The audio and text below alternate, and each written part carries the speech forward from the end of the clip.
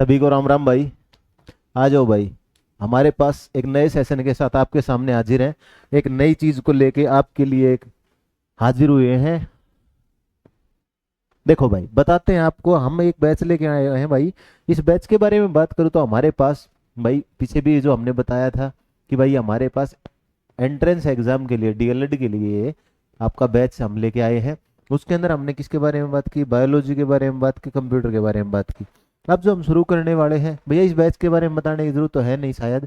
अगर फिर भी अगर किसी बच्चे को नहीं पता है तो मैं बताना चाहूंगा भाई, हमारी एकेडमी की ग्रो एकेडमी नजफगढ़ की तरफ से आपको एक बैच प्रोवाइड किया जा रहा है भाई। मात्र जो शुरुआत में जो हमारे पास 500 बच्चे शुरुआत में जो एनरोल होंगे उनको 1999 रुपए में क्या बैच प्रोवाइड करेंगे।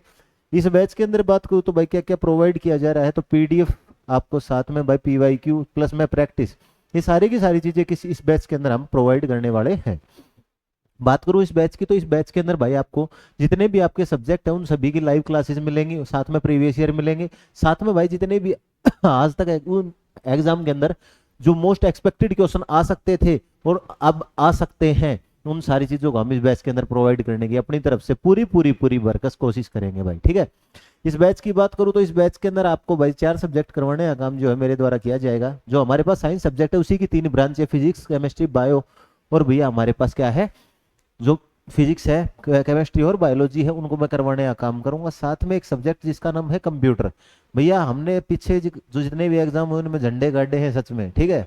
जिन एग्जाम में झंडे गाड़े हैं, अब हम इस डीएलएड के अंदर जो हमारा बैच लेके आए हैं उसके अंदर भी हम झंडे गाड़ने वाले हैं। झंडे गाड़ने का मतलब क्या है भैया, हम जो करवाते हैं, हम देखो एक चीज होती है, एक टीचर जो है अगर एक बुक उठा के दे दी जाए कि भैया इसमें से आ जाएगा सारा, अब भैया बुक तो हर बच्चा तो नहीं पढ़ सकता।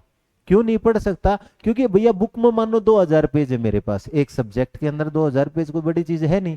तो अगर एक बुक के अंदर 2000 पेज में अगर मैं सारी चीजों को पढ़ने लगूंगा उसमें तो मेरा बहुत ज्यादा टाइम निकल जाएगा। फिर फायदा क्या है बैच लेने का? तो बैच के अंदर आपको जो चीजें प्रोवाइड की जाती हैं उन चीजों का वास्तव में अर्थ क्या है, तो आपको कुछ सिलेक्टेड चीजें दी जाती हैं ताकि आप अपने एग्जाम को क्या कर सको, क्रैक कर सको। और भैया हम एग्जाम को क्रैक नहीं करवाने नहीं आते, हम रैंक के लिए लड़ने आते हैं। ठीक है। जो और भैया जो जितने प्लेटफॉर्म है, बोला हमने इतने बच्चों का एग्जाम क्रैक करा दिया, अरे भैया रैंक की भी तो देखो। हम रैंक के लिए लड़ते हैं, हमें हमें क्रैक क्रैक नहीं करना, हमें रैंक लेनी है वहां पे। ठीक है। तो भैया हम उस रैंक के लिए क्या करते हैं, अपना दिन रात एक मेहनत करते हैं। तो आपके सामने एक छोटी सी चीज तोहफा लेके आए हैं भाई। जिस भी बच्चे को भाई क्या देना है, डीएलएड का एंट्रेंस देना है, उसके लिए क्या किया गया है, इस बैच को स्पेशली डिजाइन किया गया है आप सबके लिए। ठीक है। बात करूं इस बैच के अंदर भाई क्या क्या है, तो हमारे पास ये जो हमारे सब्जेक्ट हैं इनको करवाने का काम किया जाएगा। आज जो हम करने वाले हैं डिस्कस किसके बारे में करने वाले हैं, फिजिक्स के बारे में डिस्कस करने वाले हैं। बात करूं फिजिक्स की तो भाई आपके डीएलएड के एग्जाम के अंदर आपका 10 नंबर की फिजिक्स जो है वो आपसे पूछी जाने वाली है। ठीक है। तो बात करें हमारे पास, सबसे पहले देखो मैं आपका टाइम वेस्ट नहीं करूंगा भाई, हम शुरू करते हैं। थोड़ा सा मैं आपको फिजिक्स के बारे में बता देता हूँ। ठीक है। देखो एक चीज के बारे में आप सबको पता होना चाहिए, जो हमारे पास फिजिक्स सब्जेक्ट है, ठीक है, हमारे पास जो क्या है फिजिक्स सब्जेक्ट है हमारा, जो हमारा क्या है भौतिक विज्ञान है। भौतिक भौतिक विज्ञान की जब भी बात होगी तो आपको सबको ध्यान रखना है, जो हमारे पास भौतिक विज्ञान है इसके अंदर हमारे पास जो हमारा एंट्रेंस होना है उसके अंदर लगभग 10 नंबर का पोर्शन है भाई फिजिक्स का। ठीक है।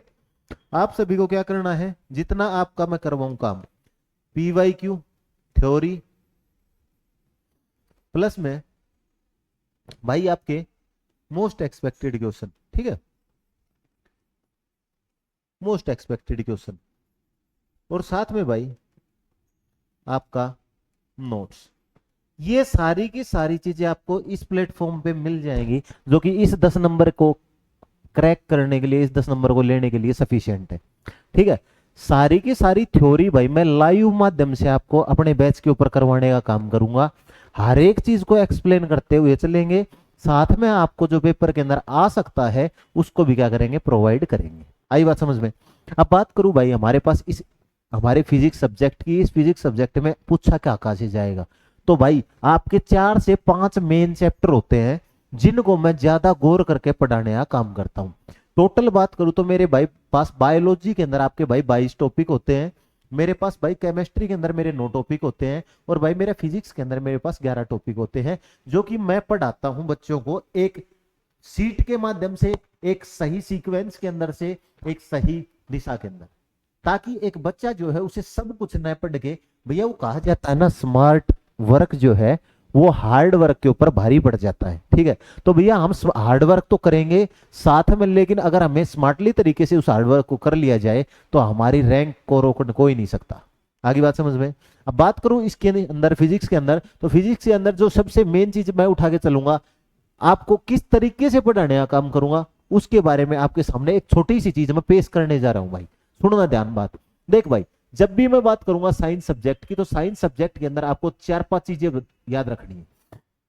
जो हमारे पास एक बायोलॉजी सब्जेक्ट है, इस बायोलॉजी सब्जेक्ट के अंदर तो भैया मैं आपको अलग अलग चीजें बताता हूं। जैसे हमारे पास इसके अंदर हमें पढ़ना होता है लिविंग ऑर्गेनिज्म के बारे में, ठीक है। और लिविंग ऑर्गेनिज्म की जो है सबको पता है, मुझे क्या, सबको इस बात का पता है कि भैया हमारे पास सेल जो है वो लिविंग ऑर्गेनिज्म की, कोशिका की, लिविंग ऑर्गेनिज्म की सबसे छोटी इकाई जो है वो क्या है, कोशिका।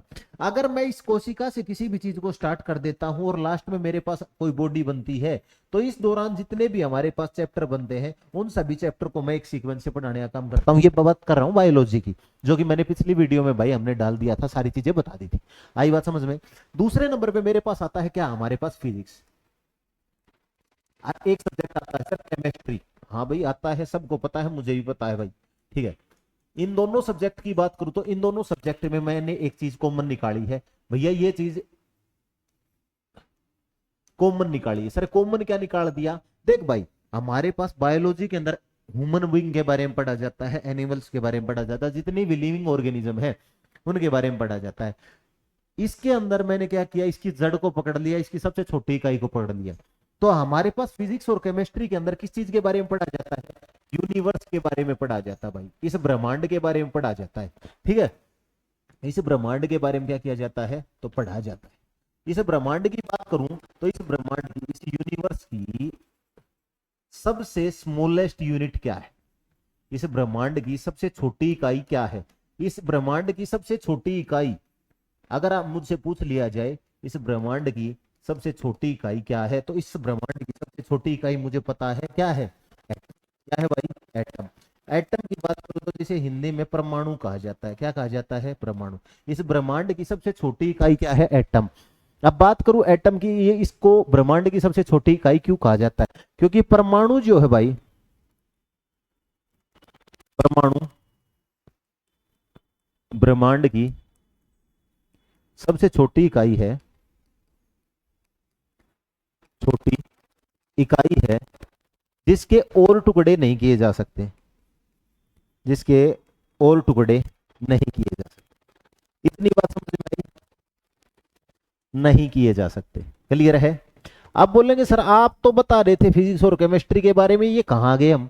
भाई सुन मेरी बात, देख जब भी एटम की, मैंने किसकी बात करी है, एटम का नाम लिया है, जब भी मेरे पास एटम की प्रॉपर्टी की बात होगी, प्रॉपर्टी का मतलब इनके गुणों की बात होगी, एटम की प्रॉपर्टी की बात होगी, गुण, ठीक है। तो मैंने इन गुणों को 2 भागों में बांट दिया। कौन से, एक तो मेरे पास मैंने बताया भाई इसके बारे में कि ये मेरे पास केमिकल प्रॉपर्टी है, क्या है, केमिकल प्रॉपर्टी है। दूसरा मैंने बताया भाई फिजिकल प्रॉपर्टी, ठीक है। 2 प्रकार की प्रॉपर्टी का नाम लिया, physical property and chemical property. Physical chemical property की बात करूं तो इसको रासायनिक गुण के नाम से जाना जाता है, क्या कहा जाता है, रासायनिक गुण, ठीक है। और ये क्या होते हैं भाई मेरे पास, भौतिक गुण। देखो बड़े अच्छे से कैसे एक्सप्लेन करेंगे हम।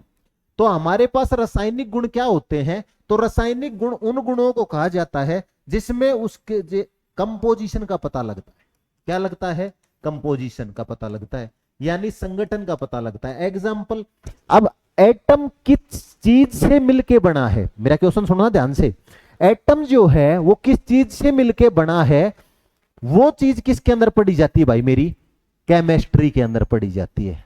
किसके अंदर पढ़ी जाती है, किसी भी एलिमेंट का कंपोजिशन, संगठन, संगठन का मतलब होता भाई वो जो हमारे पास कोई भी चीज वो किस चीज से मिलके बना है। जैसे एटम की ही बात करूं मैं, तो एटम का मुझे पता है, एटम जो है वो 3 चीजों से मिलके बना है भैया। सबसे पहले इलेक्ट्रॉन, भैया दूसरा न्यूट्रॉन, और तीसरा प्रोटॉन। ये मेरे पास तीन चीजों से मिलके मेरा क्या बना है भाई, हमारे पास एटम बना है। तो ये तीन चीजों से मिलके बना, कितनी कितनी अमाउंट में उसके अंदर चीजें प्रेजेंट है, ये चीज पढ़ी जाती है केमिस्ट्री में। आगे बात समझ में? आज तक जो ये टीचर पढ़ाते आए हैं भाई, जितने भी यूट्यूब प्लेटफॉर्म, बुरा लगेगा कईयों को भाई, वो बात होती है कि गुरु से ऊपर चला जाता है। तो वो चीज यहाँ पे मैं प्रूव करने का काम करूंगा भाई। थोड़ा सा आपको ध्यान रखने की जरूरत है कि हम जो पढ़ेंगे वो एक चार्ट बेस्ड करके पढ़ेंगे, ठीक है। हम एक चीज, जो चीजें हैं उन्हें डायग्राम के माध्यम से, चार्ट के हिसाब से पढ़ेंगे। क्योंकि भैया अब जो पुराने टाइम में जो आप कितने भी ये लगे हुए हैं बोर्ड के ऊपर, तो वो टीचर बुरा ना माने भाई, मैं यही कहना चाहूंगा कि अब जो चीजें पढ़ी जाएंगी वो एक अलग तरीके से पढ़ी जाएंगी, समझ के पढ़ी जाएंगी। तो एटम की अगर केमिकल प्रॉपर्टी पढ़नी हो तो वो चीज पढ़ी जाती है केमिस्ट्री में।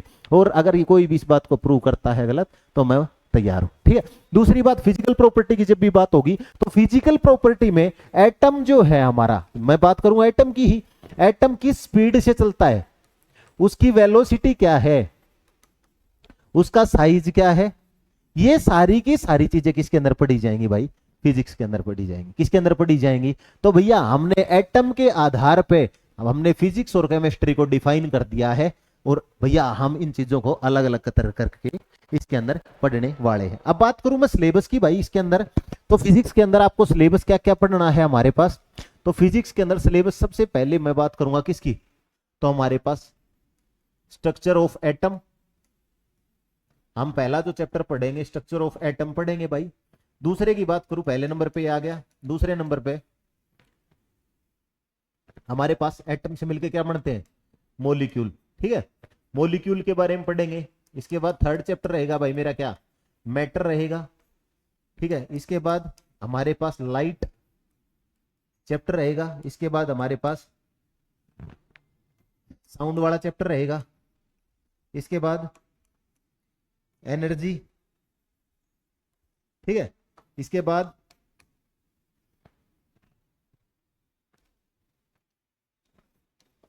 टाइप ऑफ स्पीड, ठीक है। यूनिट एंड डायमेंशन, ठीक है। ये हमारे पास क्या रहेंगे, चैप्टर रहेंगे किसके अंदर, हमारी फिजिक्स के अंदर। भाई 10 नंबर का है, 10 नंबर है आपके, ठीक है।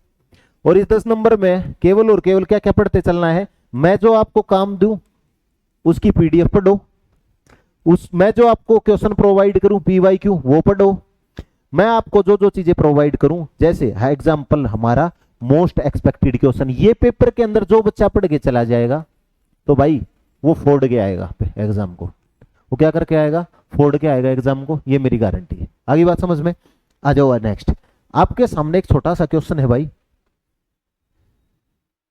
देखो यहां पे क्वेश्चन है आपका। अब थोड़ा सा क्वेश्चन के बारे में बात कर ले। सापेक्षता का सिद्धांत किस वैज्ञानिक द्वारा प्रस्तुत किया गया? यहाँ पे बात की, इसने 4 साइंटिस्ट मेरे को दिए हैं भाई, ठीक है। अब बात आती है इन 4 साइंटिस्ट को खोल के रखने की। सबसे पहले नीचे से उठाऊंगा मैरी क्यूरी। भाई मैरी क्यूरी का नाम सबने सुना है।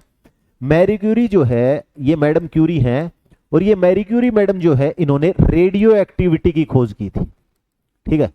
रेडियो एक्टिविटी जो है उसके क्षेत्र में इनको नोबेल प्राइज भी मिला है भाई, ठीक है।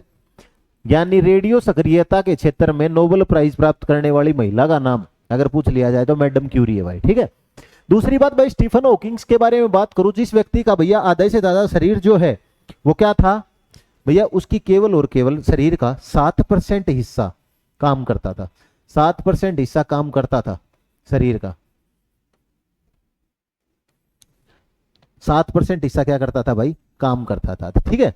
और बात करूं मैं स्टीफन हॉकिंग ने गोल्ड पार्टिकल की खोज की थी भाई, ठीक है। अगर पूछा जाए गोल्ड पार्टिकल्स की खोज करने वाले व्यक्ति का क्या नाम है तो भाई स्टीफन हॉकिंग है। क्लियर है इतनी बात। इसके बाद बात करूं न्यूटन की, तो भैया न्यूटन को बारे में सब पता है, जिसके ऊपर सेब गिरा था, तो न्यूटन के 3 लॉ सबको पता है भाई, ठीक है। तो हमारे पास बच गया कौन, एल्बर्ट आइंस्टीन, ठीक है। देख भाई 2 चीजें बताने जा रहा हूं, ध्यान से सुनने का काम करना, ठीक है। क्या है वो 2 चीजें, मोस्ट इंपोर्टेंट चीजें जो बताने वाला हूं मैं भाई। जब भी बात होगी न्यूटन की, ठीक है, तो आपका एक क्वेश्चन आता है फादर ऑफ फिजिक्स के नाम से, ठीक है। फादर ऑफ फिजिक्स कौन है? अगर एक जनरल क्वेश्चन आपसे दे दिया who is father of physics, तो आपको बताना है इसैक न्यूटन। ठीक है, कौन बताना भाई? आपका जो न्यूटन जी है आपके, ये हमारे परम मित्र रहेंगे। तो आपको न्यूटन जो है इसको क्या कहा जाता है? फादर ऑफ फिजिक्स कहा जाता है। इसके बाद father of a modern physics. Sir ये फादर ऑफ मॉडर्न फिजिक्स क्या है फिर, और ये फिजिक्स में क्या डिफरेंस है? तो भाई आपको एक ही चीज ध्यान रखनी है, फादर ऑफ मॉडर्न फिजिक्स का मतलब है हमारे पास वर्तमान में जो हमारे पास दो प्रकार की चीजें होती हैं, एक तो स्टैटिक चीजें और एक होती है भाई क्या हमारे पास ऐसी चीजें जो हमारे टाइम के साथ साथ क्या होती हैं? चेंज होती हैं। हमारे पास दो प्रकार की जीके, तो एक स्टैटिक जीके, करंट जीके। उसी प्रकार ऐसी जीके, ऐसी फिजिक्स जिसके अंदर कोई बदलाव नहीं किया जा सकता। जैसे एग्जांपल इसका, अगर वेलोसिटी किसी चीज की मेजर करनी है तो उसके लिए हमारा फॉर्मूला हमेशा लाइफ टाइम सेम रहेगा। हमेशा जब तक ये ब्रह्मांड है, वेलोसिटी को मेजर करने का फॉर्मूला वही रहेगा। ठीक है, तो भैया दूसरी बात, जब भी बात होगी किसकी? हमारे पास, कि भैया वेलोसिटी जो है उसमें कुछ चीजें क्या हो जाए? चेंज हो जाए। किस प्रकार? हमारे पास कोई ऐसी वस्तु खोज दी जाए जिसके अंदर कोई वेलोसिटी ना हो, तो ये जो चीजें हैं, यानी जो करंट के अंदर जो चीजें आती हैं, उन्हें हम किसके अंदर करते हैं? मॉडर्न फिजिक्स के अंदर काउंट करते हैं। और उसका फादर अगर पूछ लिया जाए तो भाई एल्बर्ट आइंस्टीन को उसका क्या कहा जाता है? फादर कहा जाता है। क्लियर है इतनी बात? इसके बाद बात करें इसके उत्तर की, तो भाई हमारे पास एल्बर्ट आइंस्टीन जी जो है, इनको क्या माना जाता है? Father of theory of relativity जो है इन्हीं के द्वारा दी गई थी। देखो भाई, इसके बाद बात करूं सेकंड क्वेश्चन की। भैया हमारे पास मैग्नीफाइंग ग्लास, मैग्नीफाइंग ग्लास के लिए यानी आवर्धक जो क्या है हमारे पास? मैग्नीफाइंग ग्लास है, आवर्धक लेंस, कांच, आवर्धक कांच सॉरी, उसका प्रयोग, उसके अंदर किस लेंस का प्रयोग किया जाता है? देख भाई, जब भी बात होगी किसकी? लाइट की। जब भी बात होगी लाइट की, सबसे पहले तो कि भैया लाइट जो है, प्रकाश जो है हमारे पास क्या है? एक इलेक्ट्रोमैग्नेटिक वेव है। क्या है? एक इलेक्ट्रोमैग्नेटिक वेव है। क्या है? Electromagnetic wave. चलो ये ज्यादा हो जाएगा, आपको थोड़ा सा या ओवरव्यू ही दे देते हैं। What type of lens is used in magnifying glass? जो मैग्नीफाइंग ग्लास होते हैं उनके अंदर किस प्रकार का भैया लेंस प्रयोग किया जाता है? देख भाई, दो चीजें होती हैं, एक होता है मिरर और एक होता है भाई लेंस। ठीक है, लेंस जो होता है उसके अंदर क्या प्रॉपर्टी है, और दर्पण जो होता है उसके अंदर क्या प्रॉपर्टी है? पहले तो ये पहचानना सीखो भाई, लेंस क्या होता है और दर्पण क्या होता है। देख भाई, मिरर की जब भी बात आएगी तो दर्पण में हमेशा एक साइड पॉलिश मिलेगी, पॉलिश मिलती है।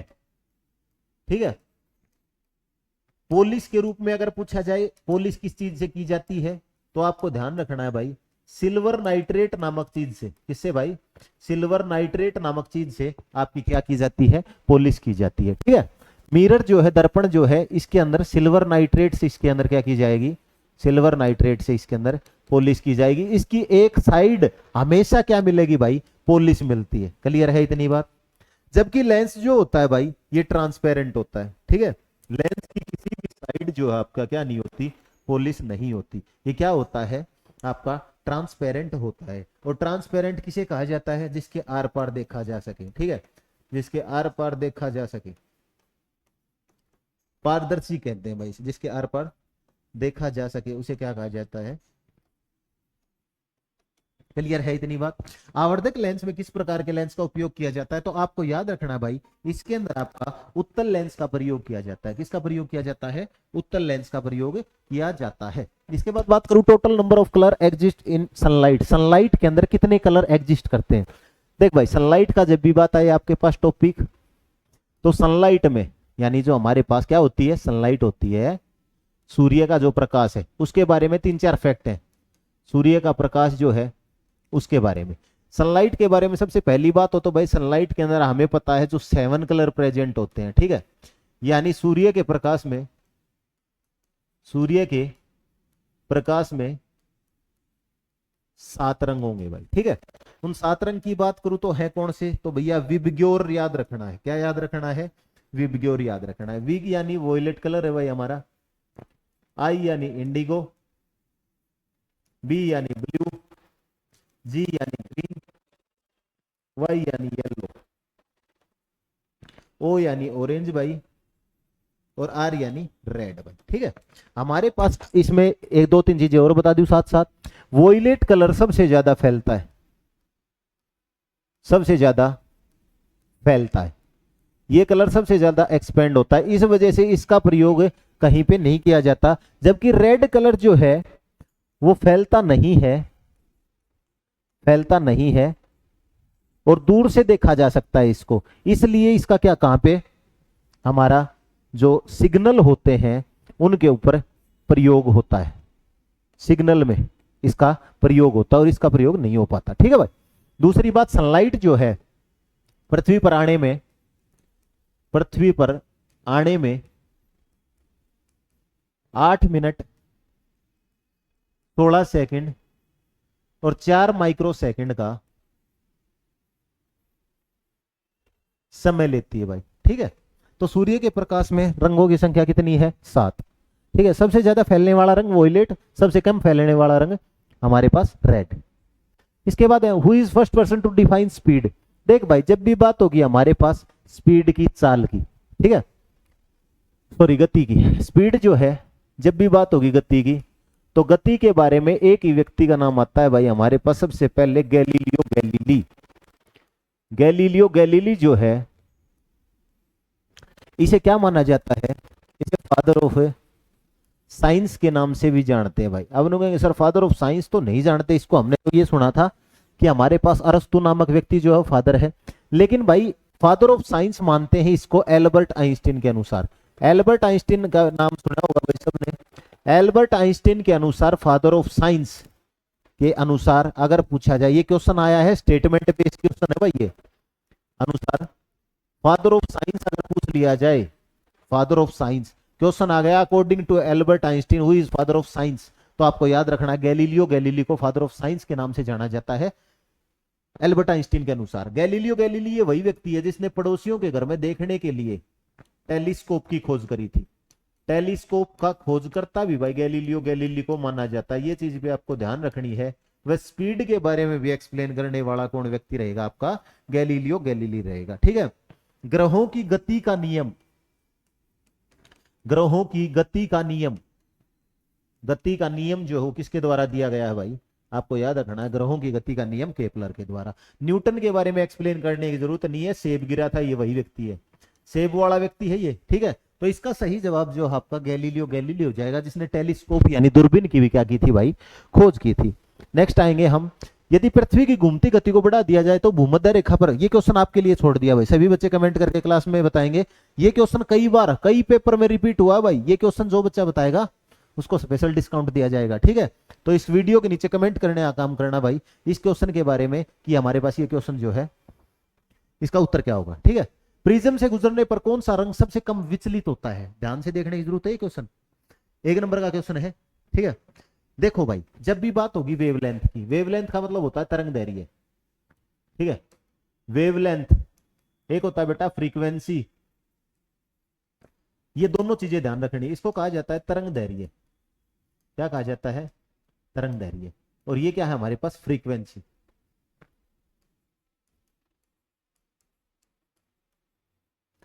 ठीक है, देखो जब भी बात होगी वेवलेंथ की तो भैया एक तरंग जब चलती है, जब भी मेरे पास कोई तरंग चलेगी तो उसको कुछ इस प्रकार वेवलेंथ के रूप में डिनोट करते हैं। जो ऊपर वाला हिस्सा होता है इसको हम क्रेस्ट के नाम से जानते हैं। ठीक है, और जो नीचे वाला हिस्सा होता है इसको ट्रफ के नाम से जानते हैं। ठीक है, तो भैया हमारे पास एक वेव के द्वारा, एक तरंग के द्वारा एक क्रस्ट, दो क्रस्ट या दो ट्रफ के बीच में जो दूरी तय की जाती है उसको वेवलेंथ के नाम से, तरंग दैर्घ्य के नाम से हम जानते हैं। ठीक है, इसने क्वेश्चन किया कि प्रिज्म से गुजरने पर, प्रिज्म क्या होता है वो भी बता देता हूं भाई मैं। मेरे पास एक कांच का भैया 3D टुकड़ा, जिसके अंदर से अगर मैं व्हाइट लाइट को पास करवाता हूं, व्हाइट लाइट को पास करवाने के लिए, व्हाइट लाइट को पास करने के लिए अगर पूछा जाए किसका प्रयोग किया जाता है तो प्रिज्म का प्रयोग किया जाता है। तो व्हाइट लाइट जो है वो अपनी 7 रंगों के अंदर, अपनी 7 रंगों के अंदर क्या हो जाती है भाई? बट जाती है। ठीक है, और इन 7 रंगों में आपसे पूछा जाए कि भैया ये जो व्हाइट लाइट जब पास होती है, अच्छा एक चीज और याद रखियो भाई, फ्रीक्वेंसी 1 सेकंड में किया गया कार्य, ठीक है, वो क्या कहलाता है, फ्रीक्वेंसी। यानी एक सेकंड में बार बार अगर कोई काम हो रहा है और एक सेकंड में जितना काम हो उसको क्या कहा जाता है, फ्रीक्वेंसी कहा जाता है। क्लियर है इतनी बात भाई? तो व्हाइट लाइट जब भी किससे पास की जाती है, प्रिज्म से पास की जाएगी। तो प्रिज्म से पास करने पर हम सबको पता है रेड लाइट जो होती है हमारी, कौन सी लाइट भाई, रेड लाइट जो होती है, रेड लाइट सबसे कम विचलित होती है। ठीक है, रेड लाइट सबसे कम विचलित होगी, सबसे कम क्या होगी। तो इसने पूछा है सबसे कम विचलित कौन सा होगा, डेविएट होगा, तो भी लाल रंग जो है हमें पता है ये सबसे कम क्या होता है, विचलित होता है। क्लियर। नेक्स्ट क्वेश्चन है भाई, विच प्रिज्म से गुजर सबसे ज्यादा विचलित, ये तो वही आ गया। अच्छा, सबसे ज्यादा विचलित कौन सा होगा, तो भाई आपको याद रखना है, यह भी बताया मैंने, एक्सप्लेन किया है, वोयलेट कलर आपको विबग्योर ध्यान रखना है। ये एक तरीका है पहचानने का, पेपर के अंदर ये नहीं आएगा कि भैया यही आ गया। ये विबग्योर जो है ना भाई, इसको थोड़ा सा गौर करने की जरूरत है। विबग्योर के बारे में जब भी बात होगी तो ये क्या होगा, थोड़ा सा गौर करना है, इसको ध्यान रखना है।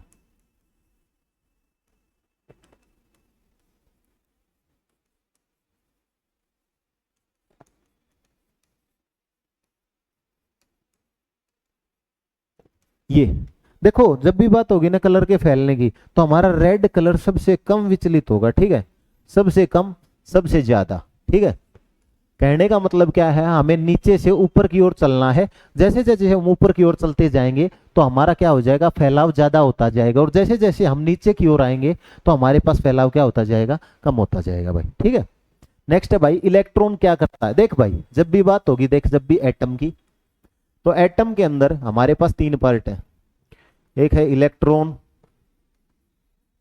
एक है प्रोटॉन, और एक है मेरे चांद सितारे न्यूट्रॉन। ठीक है, ये मेरे पास तीन पार्ट होते हैं एटम के। ठीक है, तीन पार्ट हैं, तीन भाग हैं।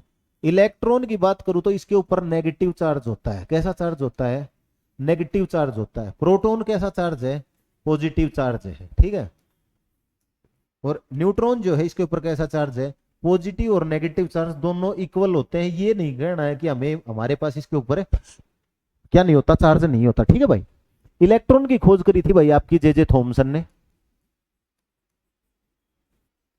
प्रोटॉन की खोज करी थी भाई किसकी, ई गोल्डस्टीन ने। और भाई न्यूट्रॉन की खोज करी थी भाई चैडविक ने। ठीक है, अब कई यहाँ पे ज्ञान देने आएंगे, सर हमने तो रदरफोर्ड सुना है इसके बारे में। भाई रदरफोर्ड ने भैया इसको नाम दिया था, ये चीज भी ध्यान रखनी है। ठीक है, रदरफोर्ड ने नाम दिया था।